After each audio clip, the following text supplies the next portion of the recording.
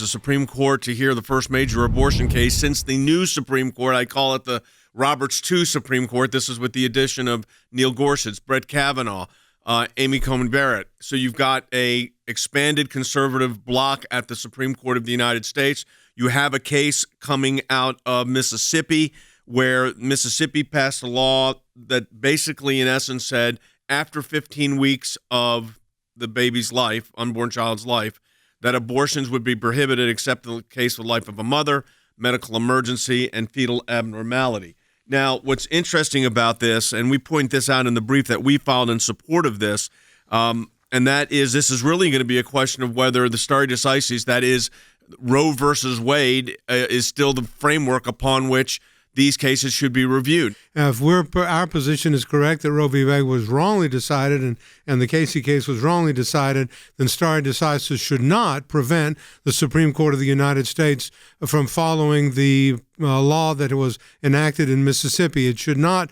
The Constitution should always trump stare decisis. In other words, what the Constitution says should always take precedence over what these man-made legal principles say. Cece, give me your assessment of the significance. This is a big case. It's got big ramifications. What's your assessment of the significance here? Well, it's very significant because the court, has said when a state's interest becomes compelling to protect the life of the baby. And they just picked an arbitrary point of viability. So this case is going to decide if the state can say that they're going to protect a baby before viability, and in this case, at 15 weeks. The medical science is outpacing the pro-abortionist desire to push the envelope. Absolutely. And so in some respects, the pro-abortionists have been caught in a trap of their own making. They have suggested that abortion should be allowable up until the age of viability.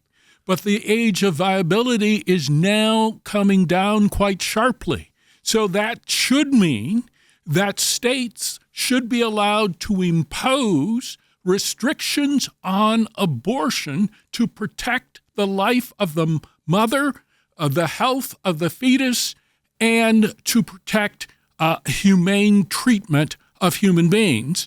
And I think if you look at the facts in this particular case, the facts in this case support the state of Mississippi. Walter Weber is senior counsel for the ACLJ. The case is called Dobbs versus Jackson's Women's Health. The petition for certiorari is granted. They limited it to the first question, which is restrictions on pre-viability, whether all the pre-viability prohibitions on elective abortions are unconstitutional. Walter, first of all, the significance of the case. Sure. Well, this is huge because it's the first abortion case for the current slate of Supreme Court justices. We know the positions of a number of the justices who voted and spoken out on the issue before, but we have several justices who have not yet weighed in, and we're hoping, obviously, that they're going to follow the Constitution rather than the distortions of the Constitution that we've seen in the past over the abortion issue. We're talking about a baby, and the Supreme Court has repeatedly said that a state has a legitimate interest in protecting the life of a baby from the beginning of pregnancy. So we know the Supreme Court has admitted that life of a baby should be protected. But we're waiting on what is that compelling, when does it become a compelling interest? And that was just arbitrarily set at viability. And Justice O'Connor stated at one time that potential life is no less potential in the first weeks than it is after viability. So we are talking about a baby, potential life, and it needs to be protected. And Roe versus Wade, which, like you said, legal scholars and justices both have said it's just poorly written.